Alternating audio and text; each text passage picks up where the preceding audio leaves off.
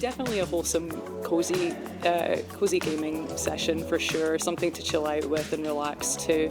And it definitely appeals to anyone who has a little bit of a sense of adventure and loves the outdoors as well. It's a nice way to kind of go exploring outside without actually setting foot out of your doors.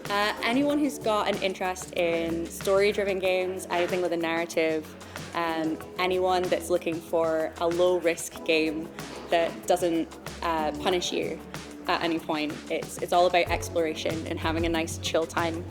Today was about getting people in to show them the game and particularly the accessible features that we've put into the game, both into the game itself and with the hardware that we have that we take to events. Specifically, we've taken our setup to EGX recently, and we got a really good reception from that. So it's nice to be able to show people kind of the work that we're putting in to make the game as accessible for people as possible.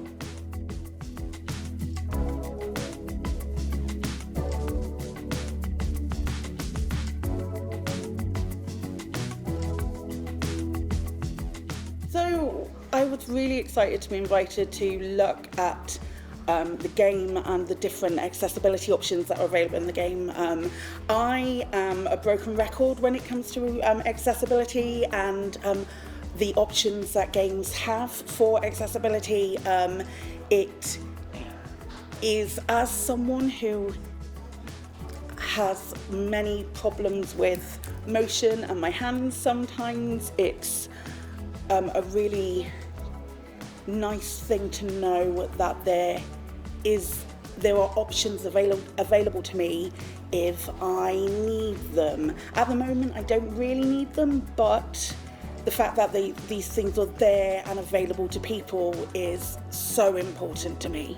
Really, I just wanted to come and check out Pine Hearts and see all of the accessibility work that everyone's been doing in the game.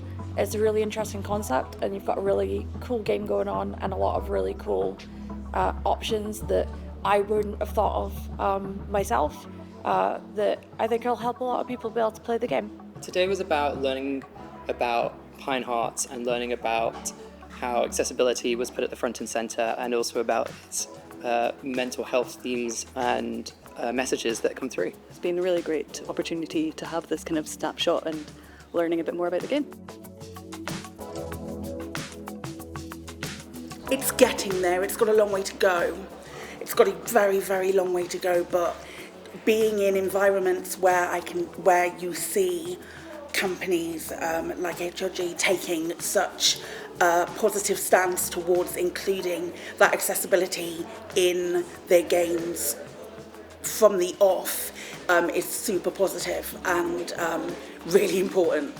I'm fortunate enough that I don't tend to need a lot of accessibility settings.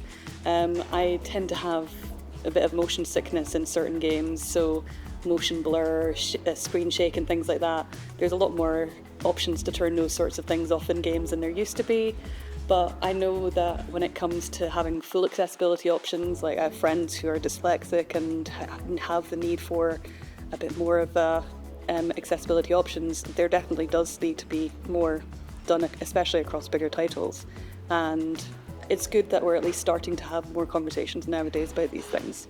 A lot of studios are doing big things in accessibility, but currently that's not translating to things that smaller budget studios are able to easily implement. And I think there needs to be a lot more done to allow it to take part in games at scale, that any studio would be able to implement it rather than just AAA studios. Because I'm someone who doesn't have any disabilities, and so I don't require a lot of help when playing games.